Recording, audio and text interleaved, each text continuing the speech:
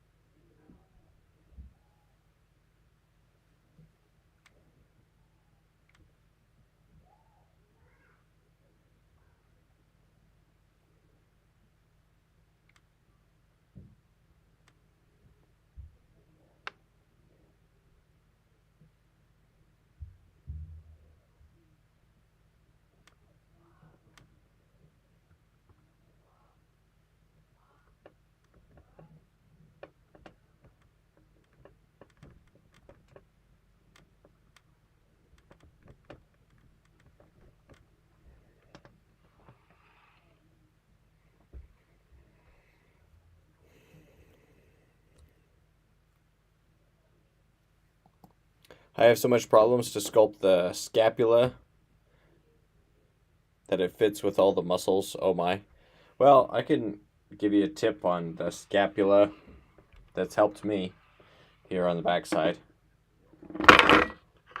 So it's really just a zigzag. So it starts at the top of the shoulder. The separation between the lats, latissimus dorsi, or no, this is the traps, the trapezius. So the traps right here.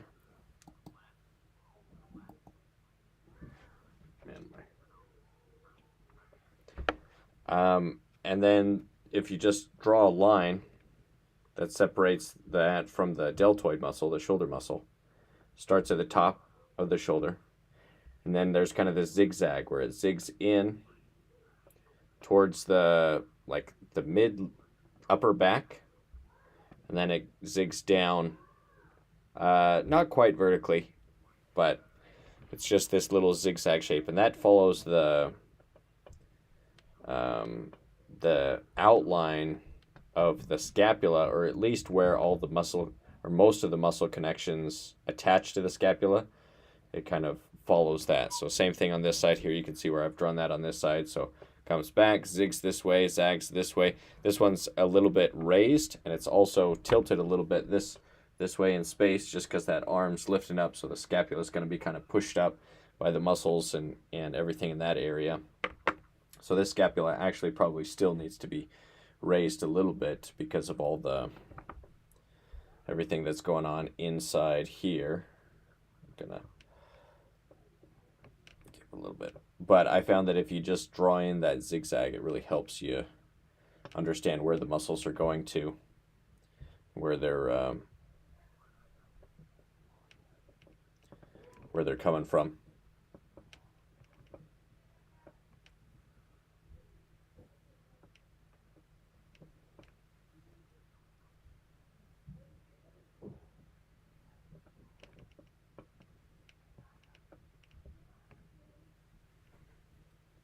Oh man, thank you so much for the cheat. Yeah, it's a helpful thing to look for. So you just draw that little zigzag in there. And then the arm will move. So just pay attention to your reference, how the arm, depending on how the arm is, whether it's raised or lowered, that'll move the scapula. Scapula is quite mobile on the back. So just look for that. You'll see some bony landmarks where the muscles attach in certain areas, especially up here, on the top. This little dimple in here that is outlined by the trapezius muscles on top. There's usually a little dimple on either side, so you look for that, and then you look for that end. And then the scapula is kind of a triangle inside, but the triangle part you usually don't see much of. This is just for the part that's basically right on the surface.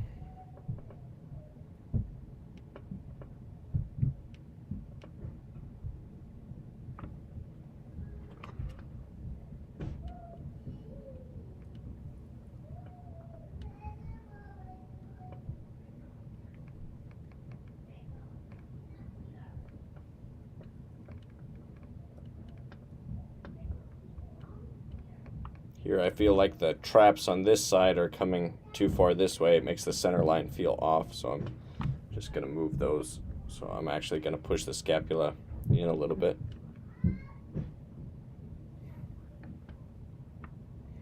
But the scapulas and the muscles on top of it have to be from the profile, side view of the character, the widest part.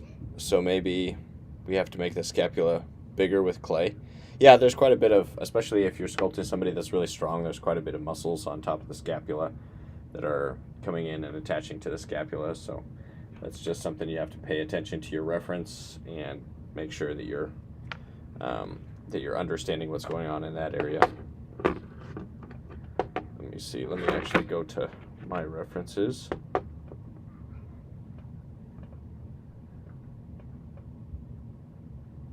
See if I can get some views of the scapula.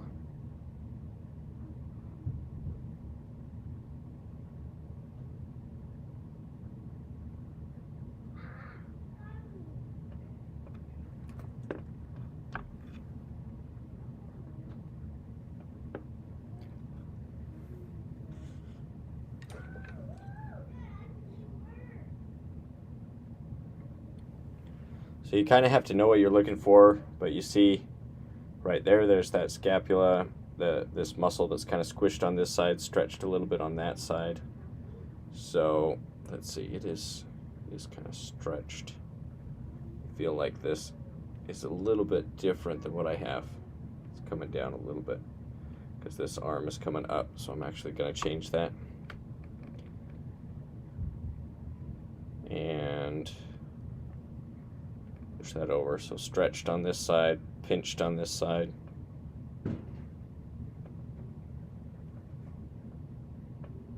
I've been learning figure drawing to help with gesture. Do you think that's a helpful approach, or is just sculpting better? No, I think gesture drawing, especially like quick sketches to get the sense of the pose, the proportions, and the feel of the pose, to study that. And then I would do some gestures and then take some wire armatures and repeat the gestures with wire armatures in clay, because if you want to primarily focus on sculpting, then I would do some like quick gestures, drawing, and then go right to sculpting those with some wire armature. And that way you're able to translate the pose into 3D in a way that that helps you understand the pose from every angle, which is what sculpting is all about. Let's see, this one kind of tucks in there.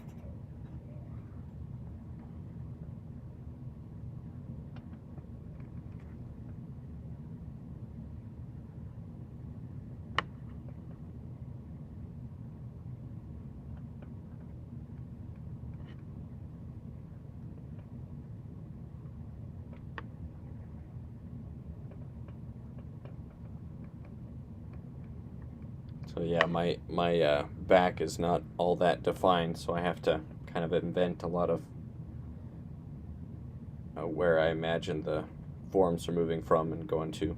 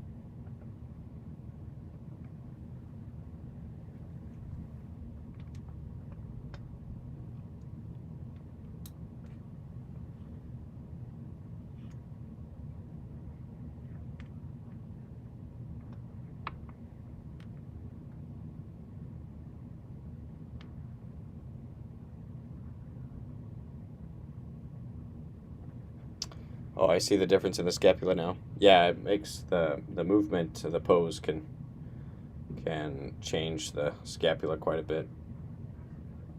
Somebody's asking, what app is this? This is just a video, so it's just photo references. I just took a video of used myself as a reference for this particular sculpture. Let's see. But I'm pushing the pose a little bit more gesture than what I'm actually seeing in the reference. So I want it to be exaggerated, and then also the musculature and how defined the muscles are. I'm also exaggerating that, so it's not like a self-portrait in that I'm not really going for super accurate sculpt. I'm more going for a idealized superhuman strength type of feel.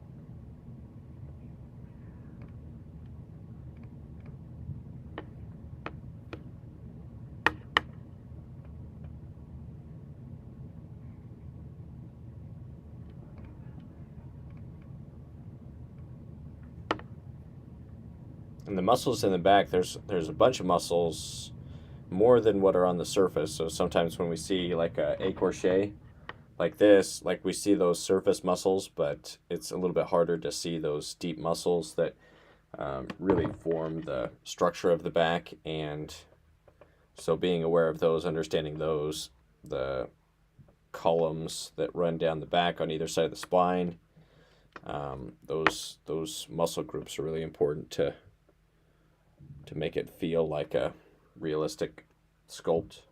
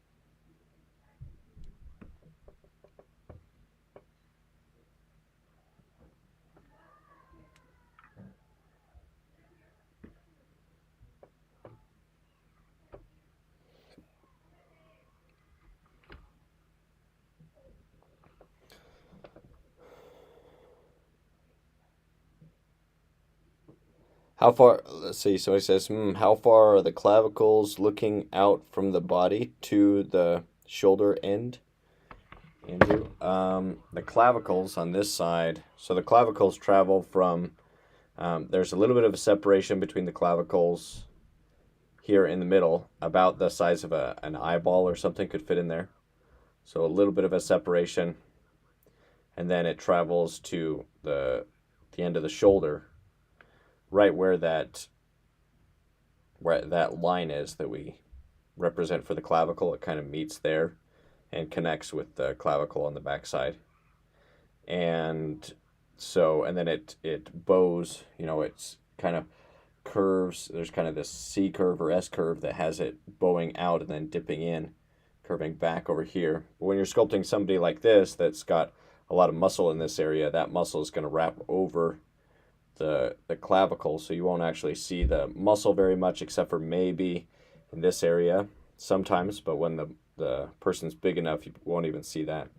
But maybe you could see a little bit of clavicle, because there's kind of a indent right here where the muscles of the pectoralis major and the muscles of the shoulder, there's kind of a little bit of a divot in between those. I could just kind of goes in right there.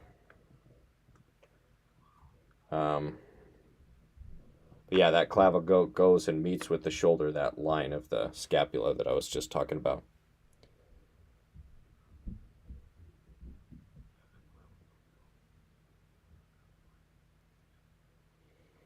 Oh, okay, thank you. Pure Anatomy So the clavicles are like a bow. Yeah. I have exams tomorrow. Well, good luck with that. Can you help make a premium course? I want to learn badly, but I don't have enough money. I'm sculpting. I have sculpting experience, but struggles. Um, so you don't even need the premium course. I'd say if you're interested in sculpting, just download my free PDF. There's a link for that in the description. It's a free PDF, and that has links to all of the free lessons. And just go over and just do the free lessons and like do the assignments. Create a free account over at Proco.com. Watch the free lessons. Do the free assignments. Submit images of your work. And if you just do that and do that consistently, you will see quite a bit of improvement, and you'll get pretty good at sculpting. You don't need to spend money on the course. Obviously, I hope people purchase the course because that's how I make a living. That's how I support my family. So anybody that buys my full courses on figure sculpting or on the portrait or on sculpting the hands, those allow me to do what I do. So I appreciate everybody that does it. But I totally understand that sometimes you're doing art and you don't have a lot of financial resources to put into learning about it or investing in that side of things. So totally understandable.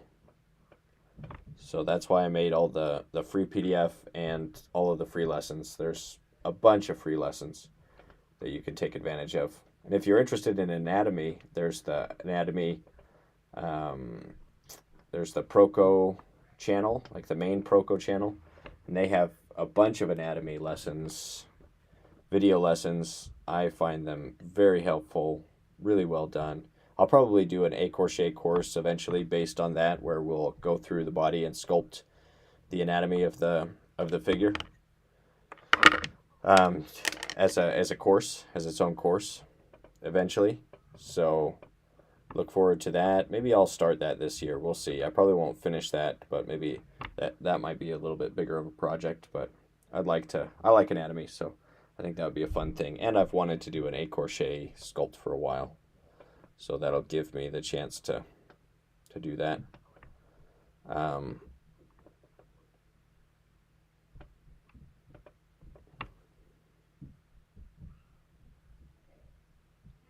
Somebody's saying the 3-day figure sculpting workshop, first 5 spots. Do you do that in Germany too, Andrew? I haven't yet. So if I was gonna travel to do these workshops, I'd have to have, a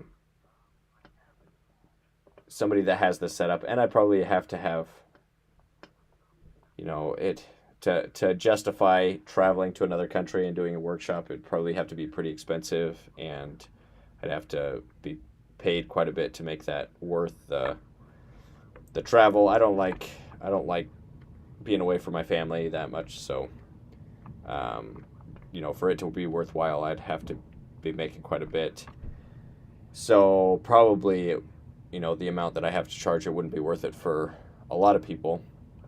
But if somebody says, hey, I have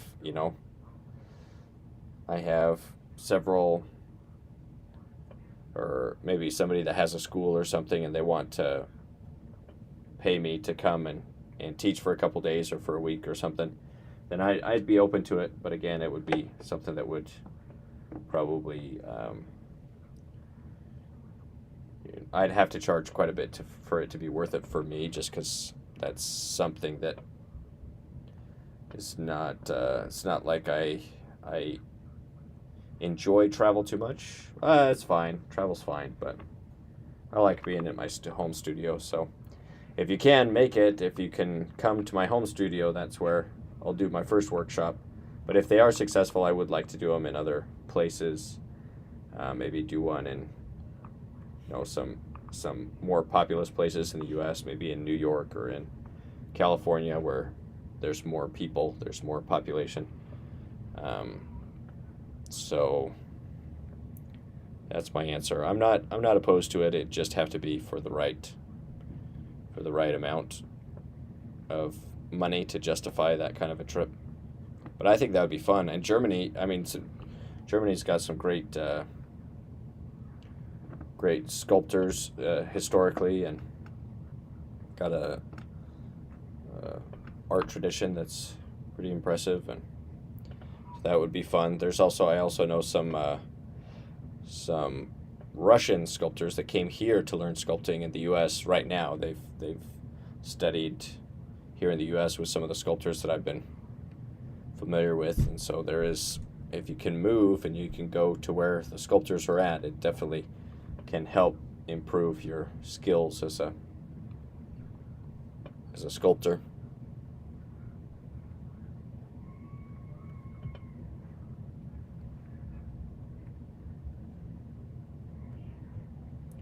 Let's see, Andrew, check out Simon Lee, Casey Love, and Mario Torres, Michelangelo's of prosthetic sculpting. Some of those sound familiar, so I'm probably following some or most of those on Instagram if they're people that have an Instagram and post there regularly, because I try to follow sculptors that inspire me, and there's quite a few incredible sculptors working today. We definitely have, we're definitely blessed to be at a time where we have not only so many great talented artists, but we have access to their work, and a lot of them just share their work with us regularly. You can see what these great artists that will be looked back at as the masters of the past, and we have them today. But all the masters of the past, they were just students. They were just trying to figure things out, just like we are.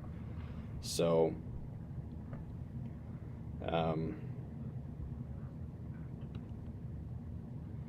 but yeah, I try to follow sculptors that inspire me, that are working. So I will come to your country. Well, yeah, it would be great if you can make the travel. I know travel is not the easiest thing, and it's not the cheapest thing, so it's kind of tricky. But if you can make it, love to have some a large group. I'd love to have a large group for that first in-person workshop. Should be really fun.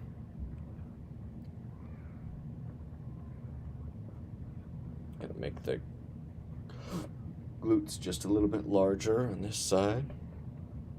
And this will be covered with a loincloth, so you won't really see the muscles of the glutes that much, but laying them out, if I want to get things anatomically correct, it helps to just do it without the drapery, and then add the drapery on top.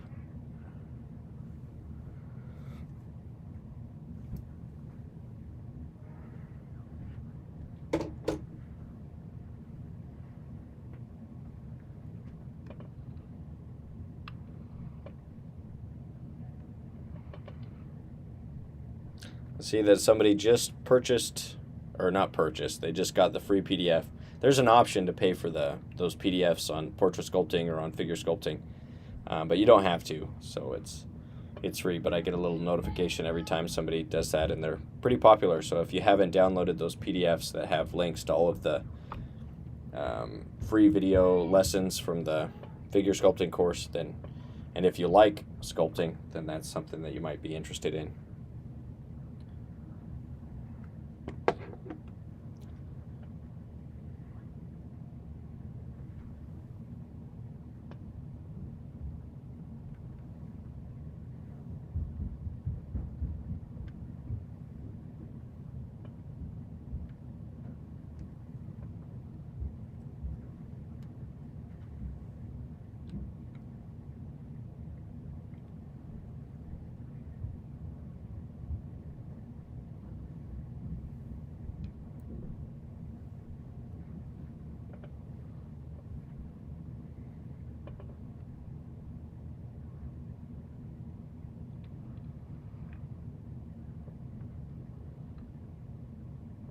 Somebody says, I think there's no airport in your town, or do we have to travel from New York to your town? So there's an airport, there's a really small airport that's about like 12 miles away. But the biggest airport is probably in Des Moines, which is about, it's about an hour away, about 50 miles or so, like an hour drive away. or like an hour and a half, and that's like the bigger airport. But yeah, it's not super close to an airport, but you know, if somebody's coming from another country, I could probably pick them up in Des Moines or something. If that's the only way that they can work things out. So if yeah, just reach out to me before you come, just to work out those details. And either I would do it, or you know, there's apps that you can get. There's Uber apps or other ones that where you can find a ride. But those can be expensive. Maybe I'll just give you a discount ride from the airport.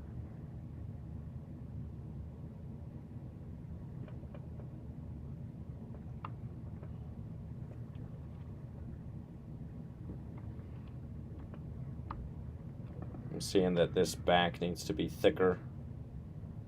Let's see, so we got the shoulder coming.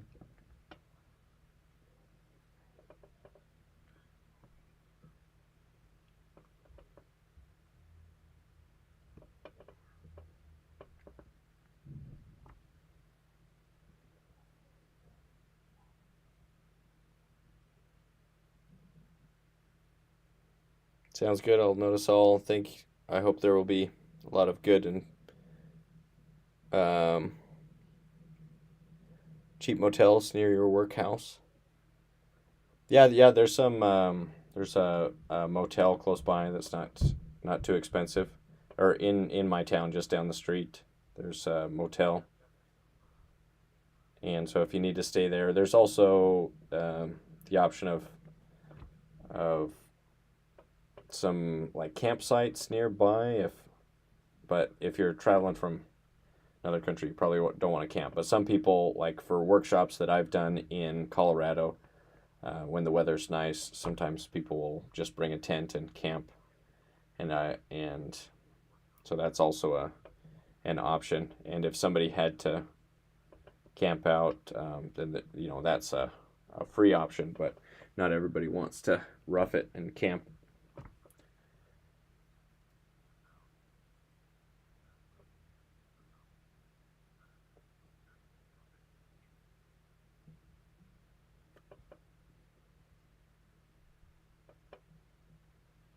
But yeah, just if you're traveling from out of the country, you know, the flights and travel is probably going to be more than the workshop itself. So that's something that makes it tricky. But I still say that it's worth it if you can make it. If you really enjoy sculpting, want to get better, then it's worth traveling and trying to learn from somebody in person. It's just hard to gather as much information through online when you're sculpting with somebody and you can see them work, and you can see the person that you're trying to learn from sculpt, and then they can see you, and you can like I can give direct feedback instantaneously, and then you can make adjustments there in real time. It's just so in 3 days it might be worth, you know, 3 months of just trying to learn part-time by yourself, just because there's that like instant feedback that becomes really valuable. So I definitely say that when I've been able to sculpt with people in person, like in sculpting competitions or things like that, especially if it's a more relaxed setting and you have a little bit of time, and those have been really valuable experiences for me. I would say just as valuable, or more, if not more valuable than the college experience, which was a lot more expensive. You know, a college class for a month is thousands or tens of thousands, whereas a workshop, you know, mine's under 500 for the workshop, and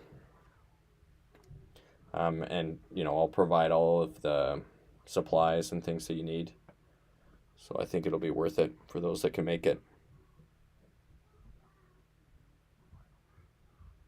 So he says, camping in the wild would save money for the hotel. Yeah, you just have to bring the camping stuff, but I have, I mean, if people need it, I have space, and there's like campsites nearby that are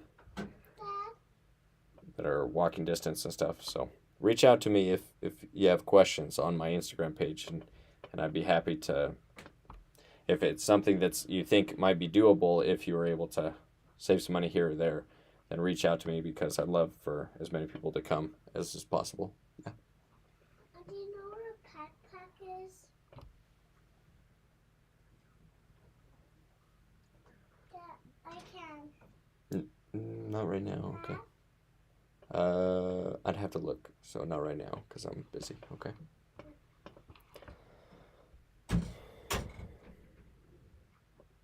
Have you always wanted to be an artist? I've always been interested in art. So I say that that I've always liked art. It's just something that, drawing people, sculpting people. Well, sculpting isn't something I really got into until college, but like drawing people and just art in general was something that just grabbed my attention, kind of pulled me. It wasn't that I like chose to be interested in it. I was just kind of interested in it. Here I'm trying to build the thickness of the back. I really want this to be a thick figure, thick, muscular, so I'm just going over and trying to add that thickness of those muscles.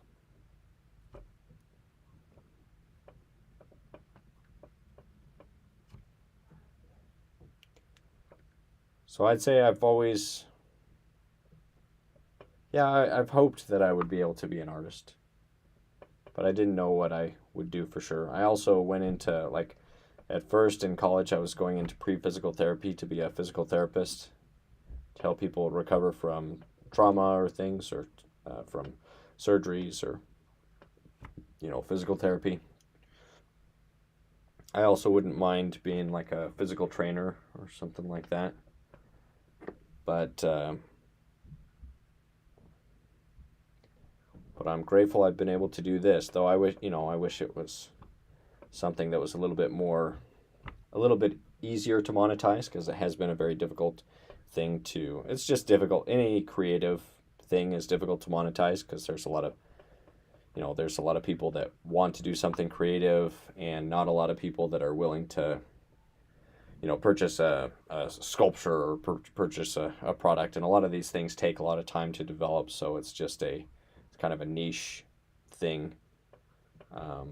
But I'm grateful that I am able to make it work, or that I've been able to at least try to make it work. Still trying to make it work.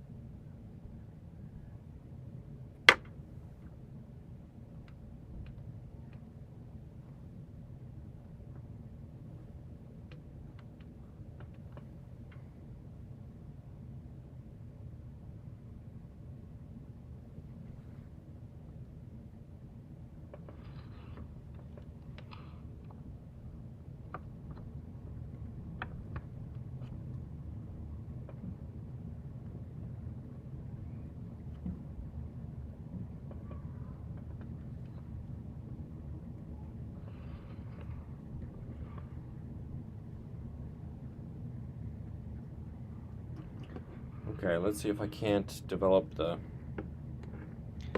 portrait. So the portrait I want to, good reference.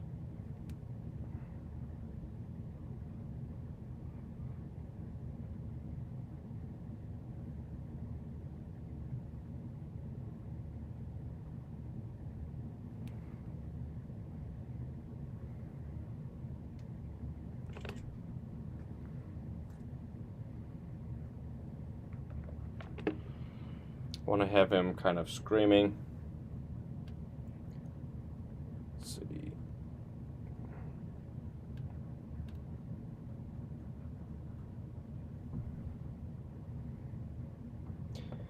And for it to be kind of, I'm going to focus on the skeleton first.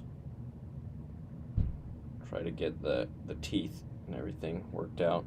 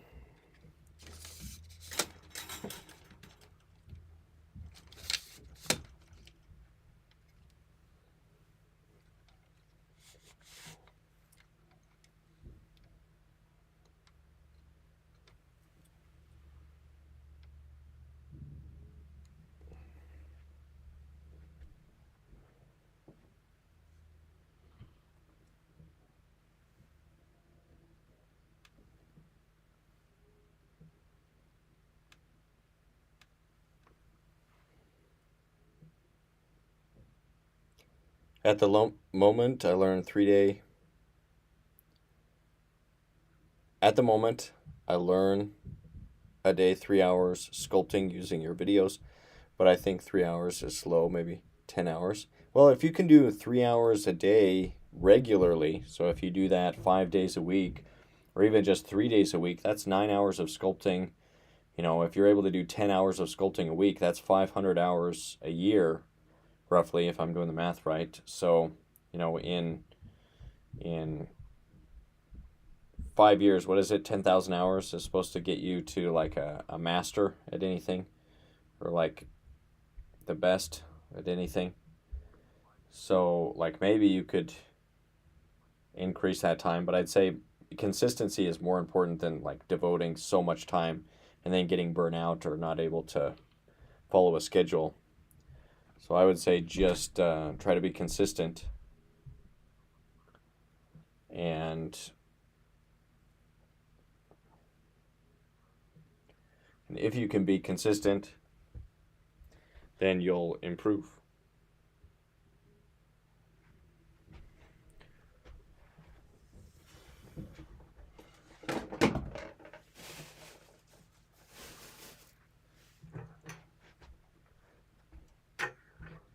And the fact that you like watch the videos, I think that's really important, really helpful, because if you're not, if you're just sculpting without any guidance, then you can sometimes just be solidifying bad habits. So it helps if you're watching a video and then trying to apply that video lesson to your next sculpt. That's what I would recommend doing.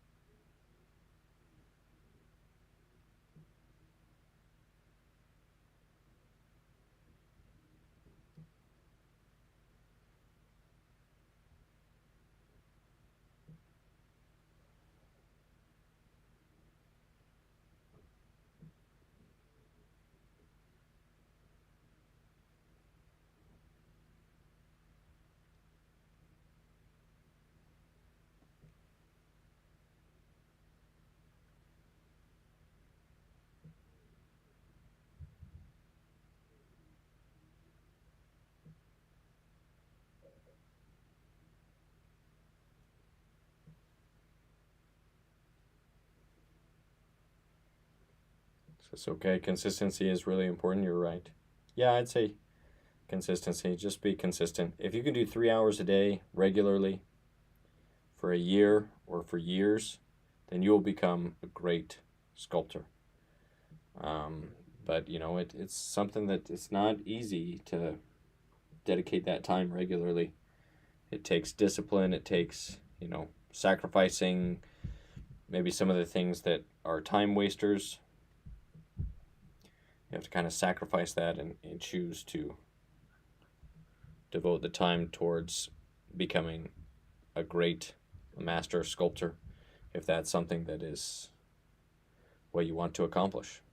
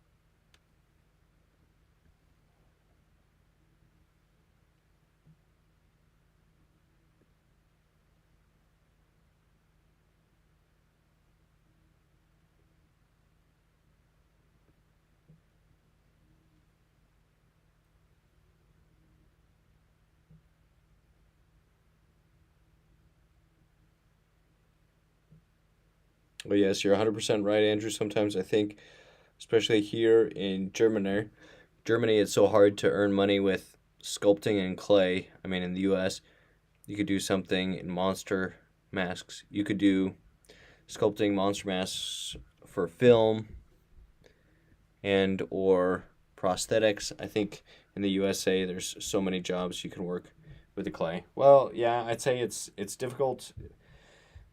Finding a career in the arts is difficult anywhere in the world, but there's never a better time to be able to earn a living through the arts than right now. Like, the world is wealthier than we've ever been, and so wherever you're at, you just have to figure out a way to make it work. And part of that might be finding a job that might be unrelated to sculpting, but maybe it puts you in a position where you're able to sculpt, so where maybe you have some free time or you're able to do just your studies or something like that. Maybe that means traveling. Maybe that means putting yourself in a position where you can take advantage of international sculpture competitions or international sculpture projects where they're looking for sculptors around the world, and being aware of those, getting on places like Cafe, what is it? Cafe, Artist Cafe or something like that, where they have all those commissions or lists of commissions that you can apply for. But yeah, it's not going to be easy. So if you're looking for an easy job, an easy way to make money, I'd say choose something other than sculpting. Because it's not, like, even in the US, it's not an easy job to monetize, an easy job to make a living at. Maybe it's easier if you live in some of the more like art-centered areas, maybe in New York or other places, but even in those areas, there's a high density of artists, so there's more competition. So there might be more, there's more buyers, but there's also more competition. So you have to take into account all of that as well.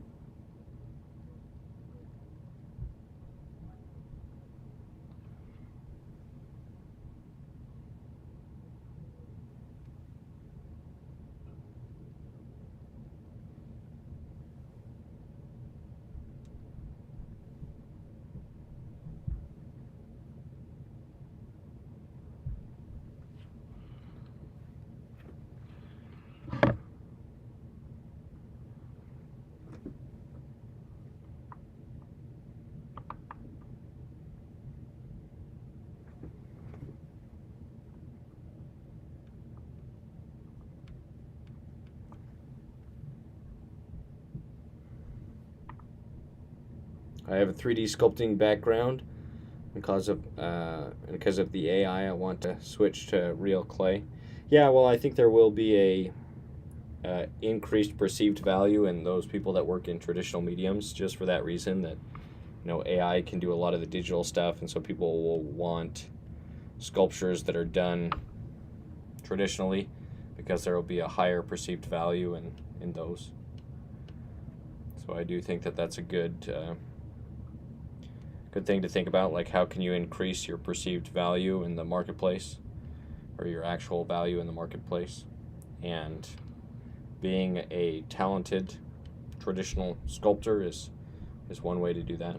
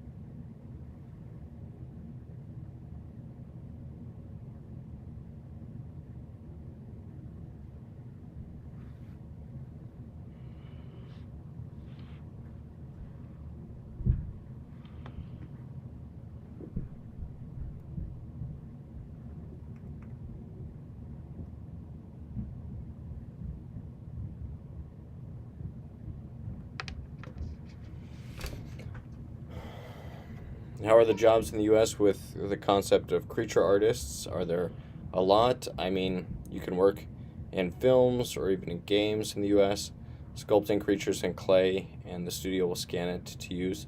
Yeah, well, I mean, a lot of those jobs, if you can do it digitally or online, you can have access to those jobs anywhere in the world. I guess, I guess maybe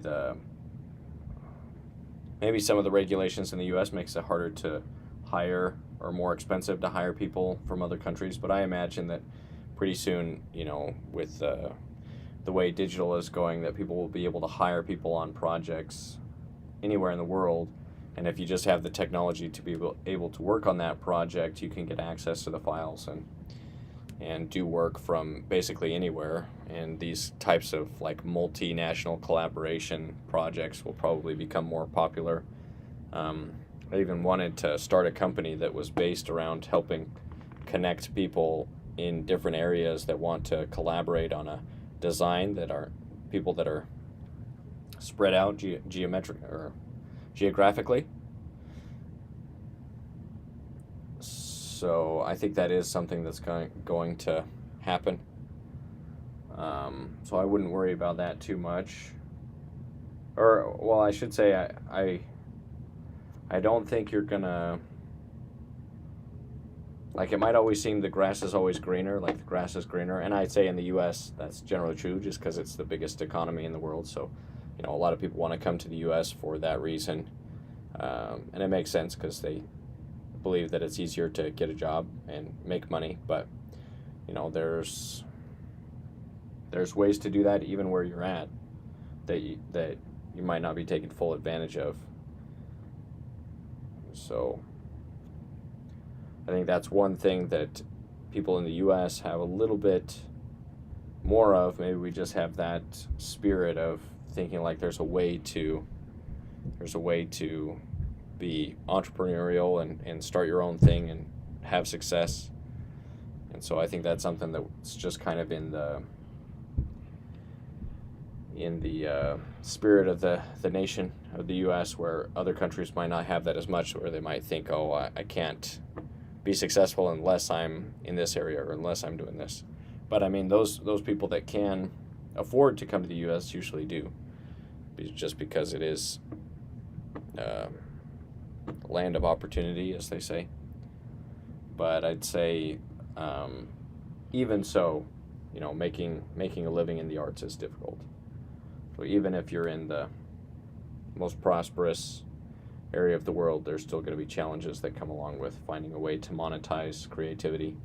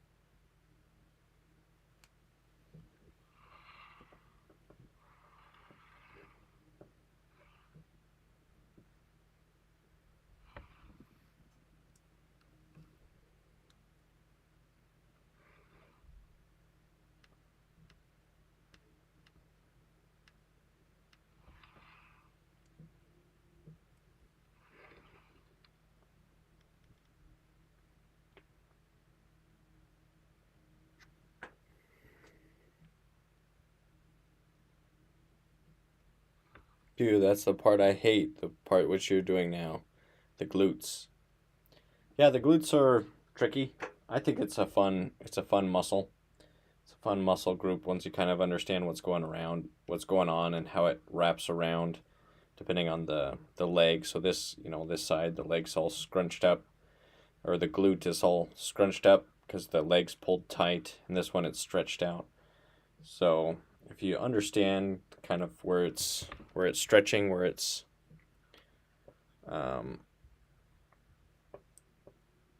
or how it looks when it's stretched, how it looks when it's flexed, and then are able to do that. And then also trying to keep the symmetry. That's something I'm trying to not lose as I'm building this. I don't want the symmetry to be lost.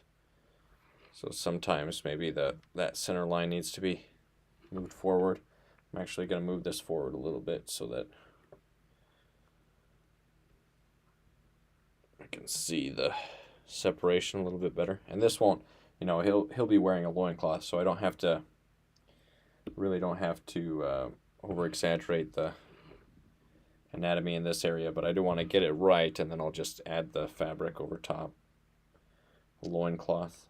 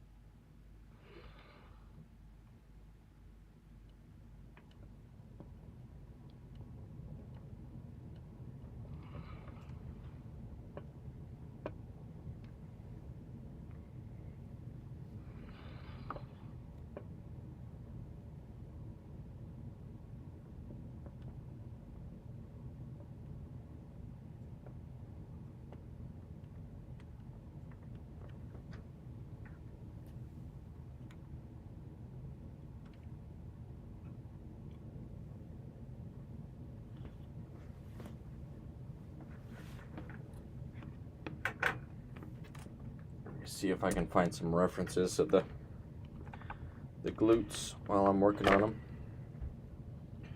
References always help. Having good references.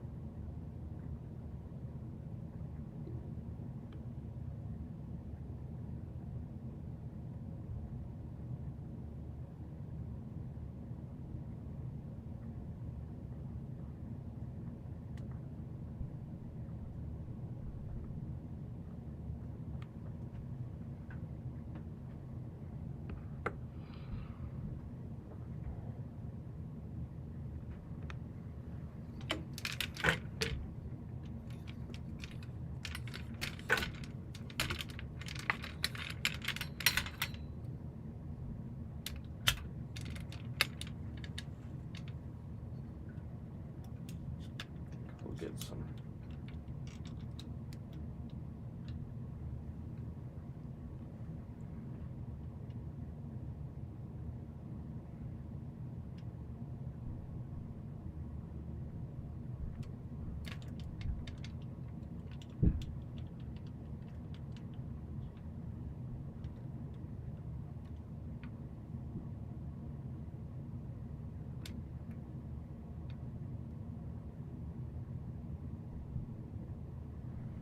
Gonna do a live on Instagram too. Get some. If I can keep the camera steady.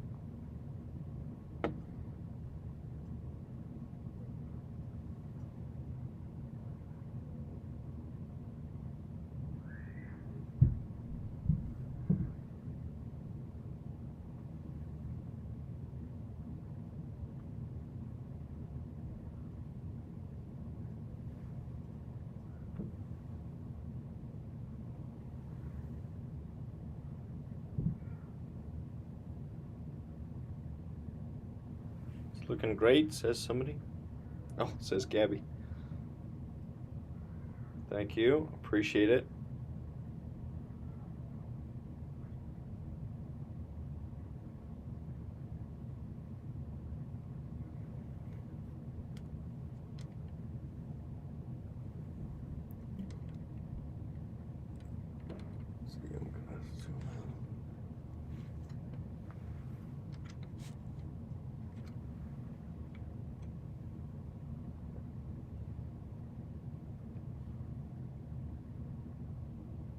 Is this a different clay? It looks very good. Yeah, this is a new type of clay. I'm actually going to be doing a sponsored video for the creators of this, for the release of this clay on my YouTube channel. And it's Precisioned is the company.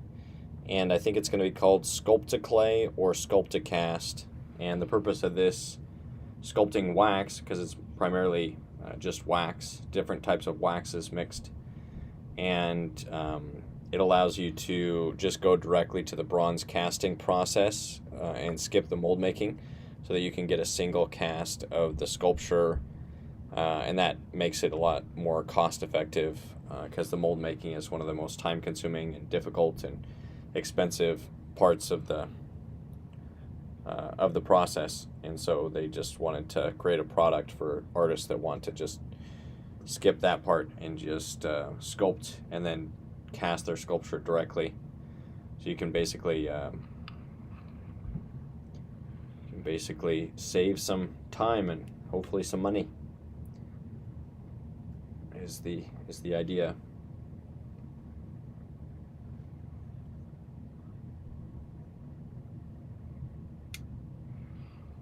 Great, says somebody. Thanks, appreciate it. Let's see.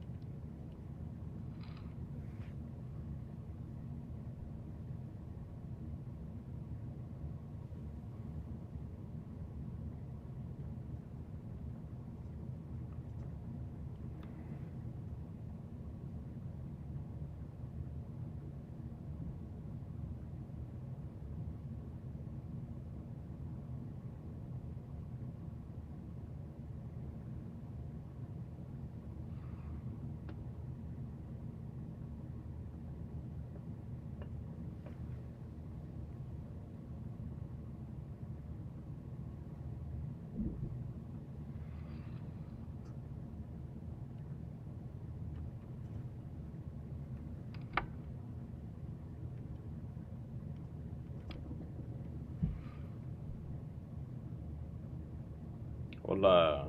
Somebody. Hola, hello. See somebody on YouTube. I'll definitely buy your course, Sculpting the Body, but things that I hate are my Chavant soft clay. It's so soft. That's something like warm honey, and for details, it's really not helpful. Yeah, it's that's why I prefer the medium, and I actually mix in a little bit of hard clay with the medium. Because yeah, it's hard to work on the details if you're using a really soft clay. You can also cool it down, so if you work in a cold environment, or you can bring it outside if it's cold outside, then that might help, or put it in the fridge or something before you do the details. But it really just helps to have a clay that's a little bit firmer, especially if you're doing a smaller sculpture. If you're doing a large sculpture, then that's when you usually want a soft clay, because then you can move the clay faster. But if you're doing like medium to small or normal, or like you know, not large sculptures, then you want to typically have a firmer clay.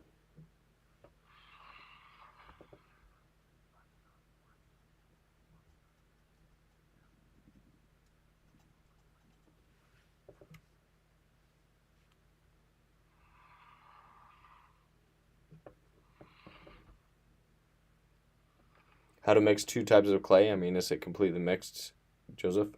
So you just put them in, like I put them in an old pot, a large pot, and then melt them together on low heat just until they melt, and then mix them together. So I mix in a little bit of hard with the Chavant medium. And the chiffon hard is very hard. It's like sculpting wax. It's very, very firm.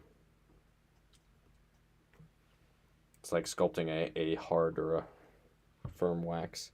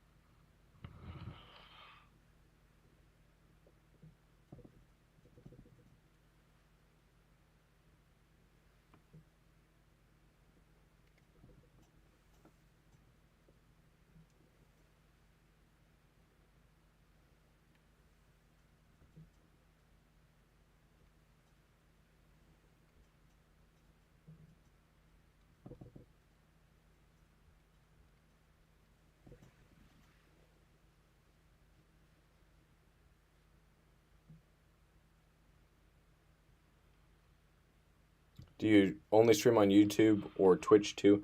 I've only been streaming on YouTube. I did try to figure out how to stream on YouTube and Twitch simultaneously. I know there's a way to do that using the software, using OBS software, which is what I use for the streaming software.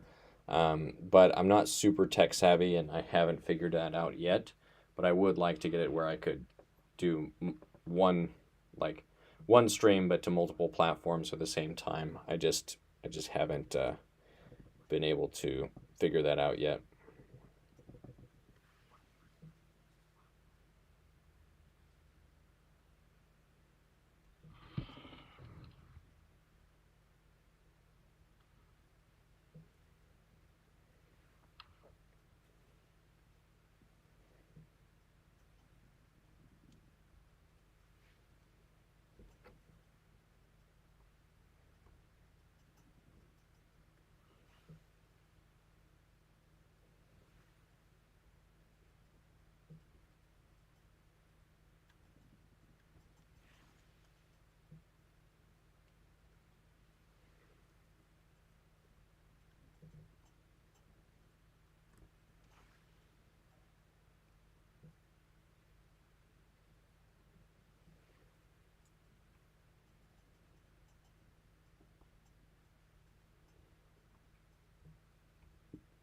You're very talented. It just came across your vids, and I love to see it, man.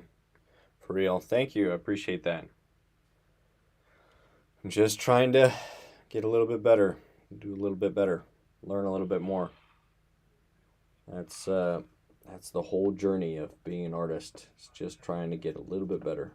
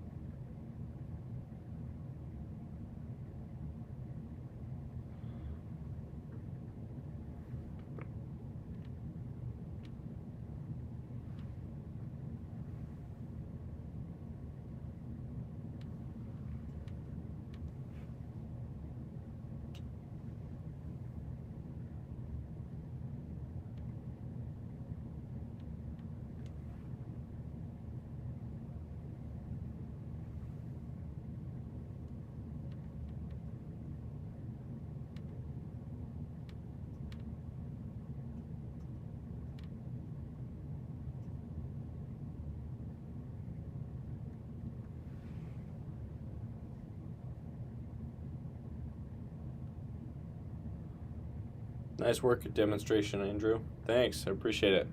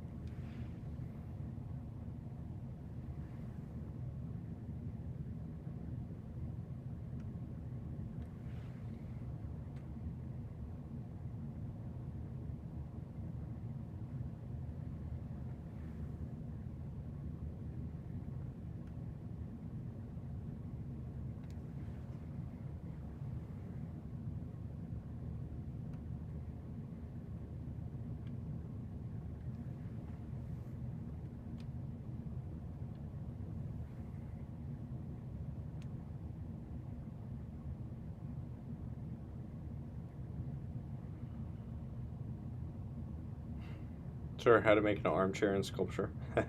I'm probably not the person to ask when it comes to making an armchair.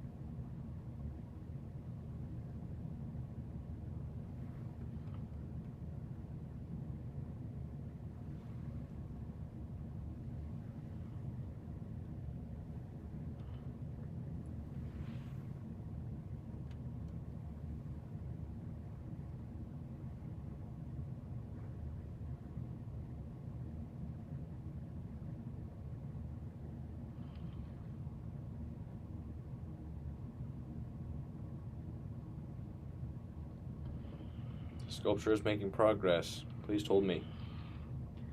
Please tell me. Well, thanks. Yeah, it's coming along. Making progress slowly.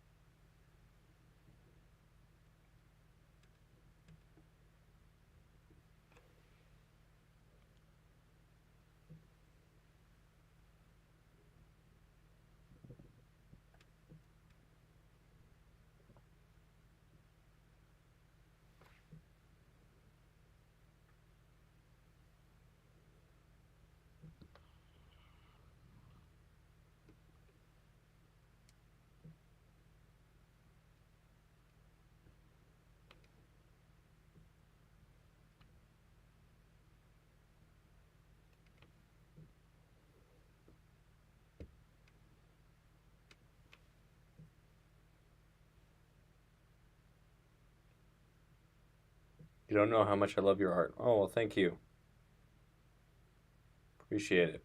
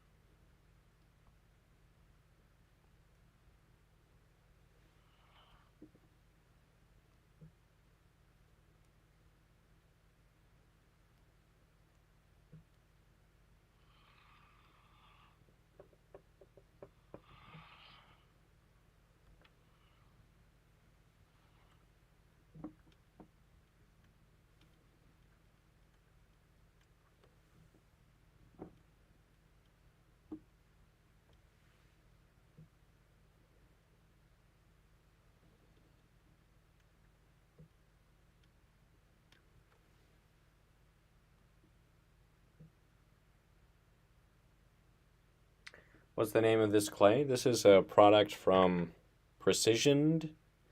It's going to be called Sculpticast or Sculpticlay. This is actually like a pre-production sample. Well, it's what the clay is going to be, but it's a new product, and so it's for sculpting and then casting directly for the bronze, or for bronze casting directly. So you can just melt this wax out of the mold. You just do a mold over top of it, or a what's it called? Like a slip cast over top, and then you can melt this wax out of the sculpture, and that saves time in the mold making or the casting process for bronze.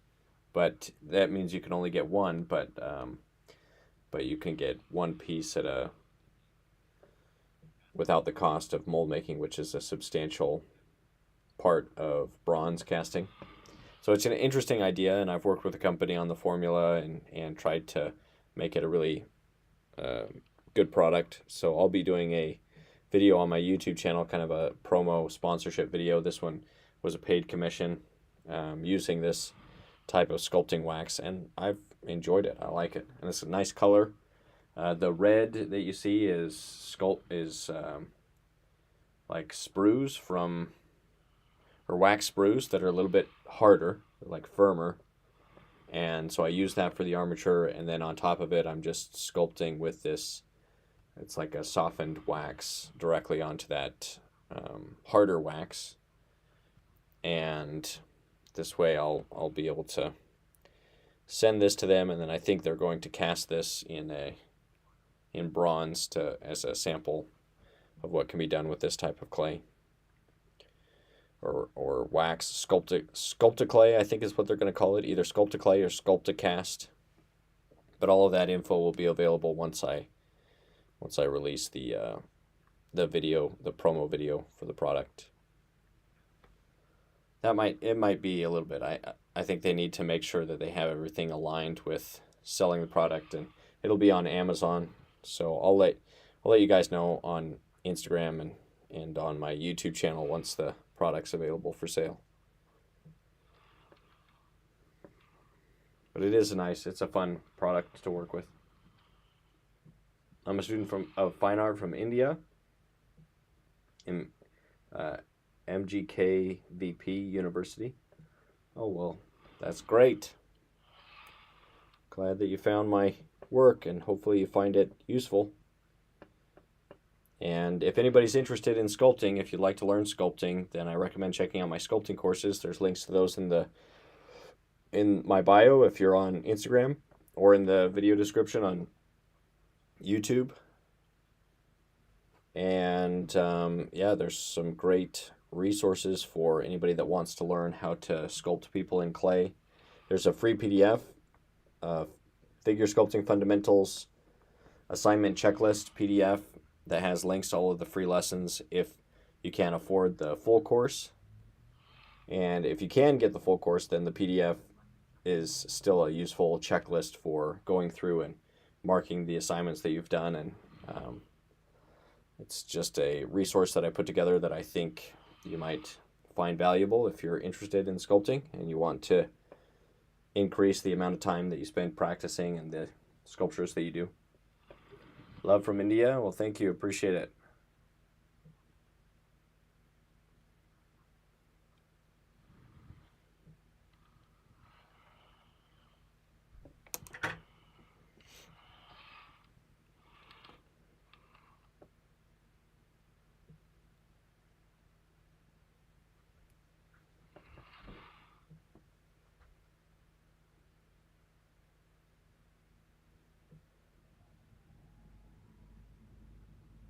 Sir, your YouTube channel? Yeah, it's the Andrew Joseph Keith YouTube channel. And the quality of the video, I've been doing a lot of this during live streams, and the quality is probably a little bit better on YouTube than on Instagram. Though I'm not positive, but might be a little bit better quality.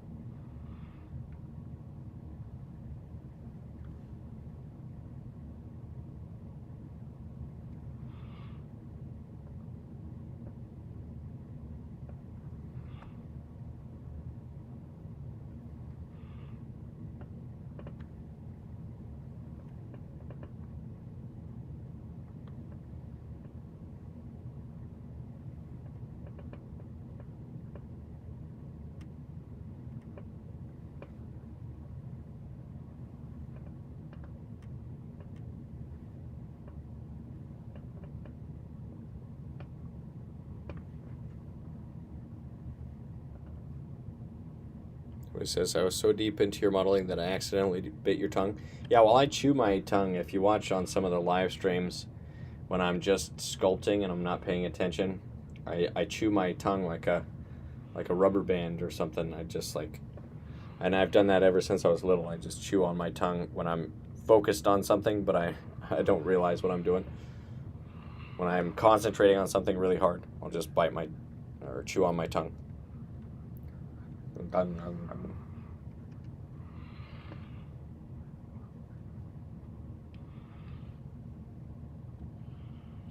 Sir, this process of metal casting, well, maybe that's something I'll actually do if the company finds some success and is able to and wants to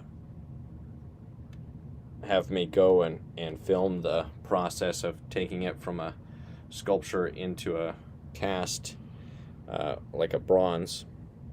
bronze casting.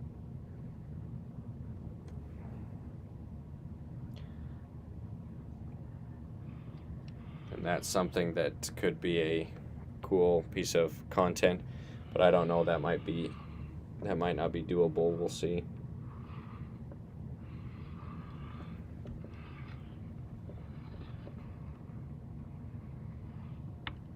But yeah, a video on the process of turning this into a bronze would be cool.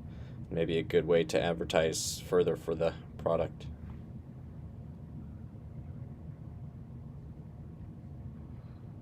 Bronze casting, yeah. Yeah, maybe I'll reach out with that idea to them directly.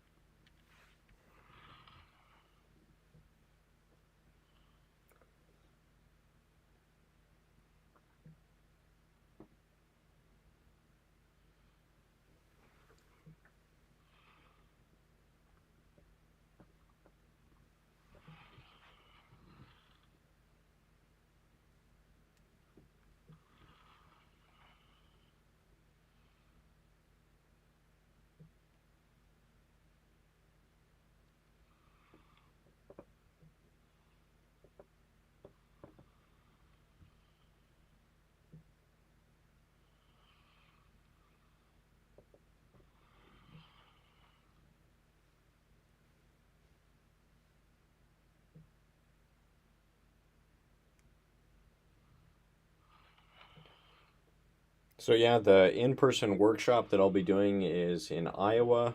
The area is called Hardin County. It's the county that it's in. It's where so it'll be at my home studio.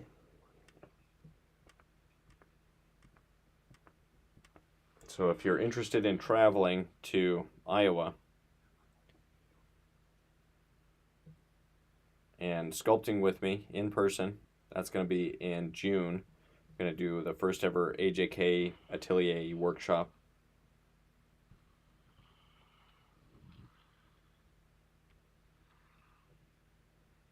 So making so somebody's asking if let's see, before you do the sculpture, do you draw a sketch? Yeah, I tried to do some drawings before. I did a few drawings, but they really didn't turn out. I was trying to do some from imagination. But yeah, I do try to do some drawings. I also found myself like thinking about the pose ahead of time, and I would like pose while I was thinking about it. I would try to put myself in that pose, and then I took some references for this pose, and so I have a lot of reference material that I'm using, or references of myself kind of turning around, and so that I have the basic of the anatomy, and then I can change it. And I kind of pushed the pose a little bit more. It's a little bit more there's a little bit more movement in this one than in the reference. The reference is a little bit more standing upright, a little bit straighter, and so but you can make those adjustments fairly easy when you're once you have the references. The references really help you get started on understanding the pose.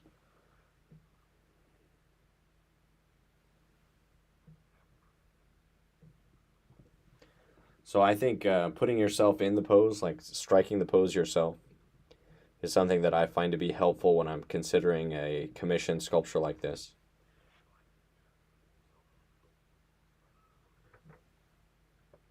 And then maybe taking photos or video of you while you're trying to strike the pose.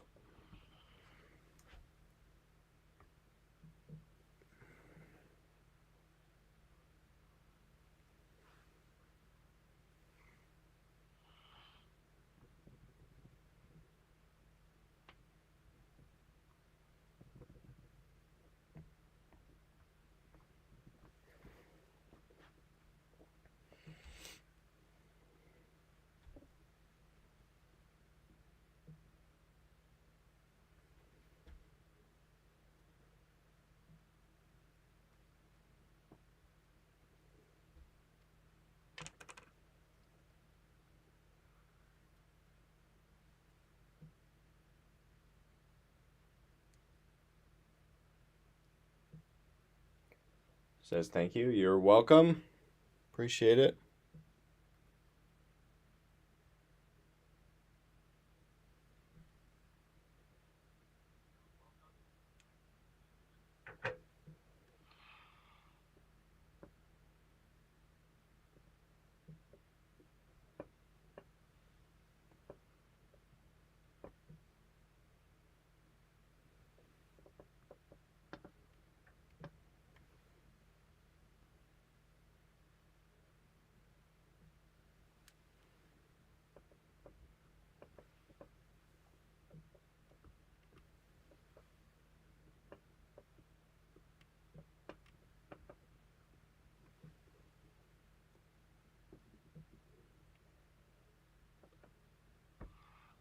I was asking where I'm from. I'm from, originally from Utah in the United States, but recently moved to Iowa. Well, recently, I guess coming up on 2 years that I've been in Iowa. So I was born and raised in Utah. I served a mission for the Church of Jesus Christ of Latter-day Saints in Albuquerque, New Mexico, and Texas for a little bit. And then I went back to Utah. We lived there for a little bit, and then we wanted to buy our first house, and Utah was too expensive, so we moved. I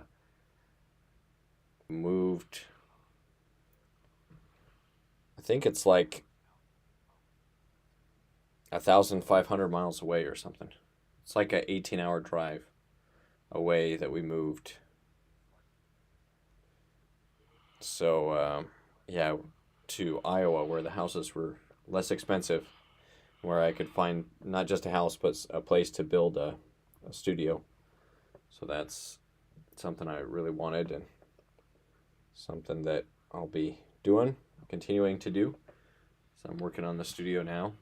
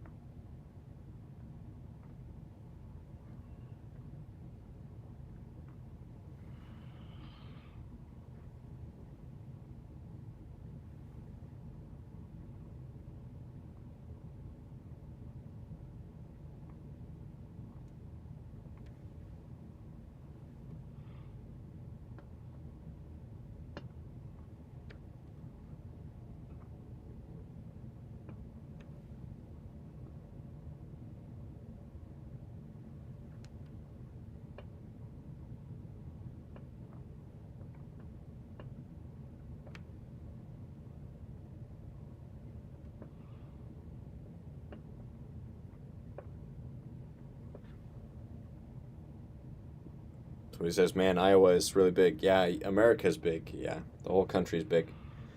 I'm in a small town called Eldora is the town. So it's a town that has one stoplight. So it's kind of a smaller rural town. And that's where my studio is. So yeah, if you can travel, you'd like to come to have an in-person workshop with me, I'd love to meet some of the students and sculpt with you guys directly. I'll try to see if I can find a model, though it's kind of hard in a small town to find. There's not like a model agency or anything, so we might be sculpting just from references, but either way we'll have the supplies, the sculpting supplies, and I'll be able to sculpt with you guys directly. So one stoplight, yeah, one stoplight in that town.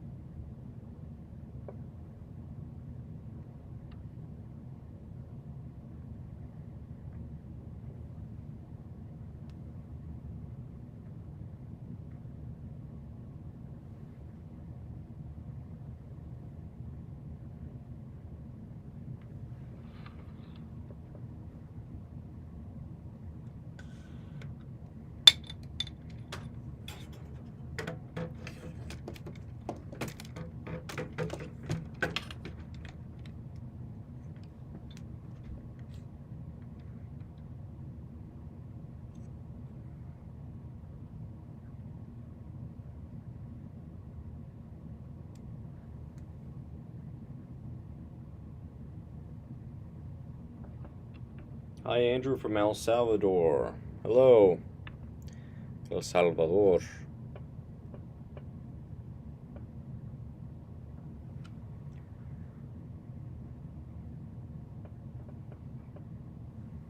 or should I say hola?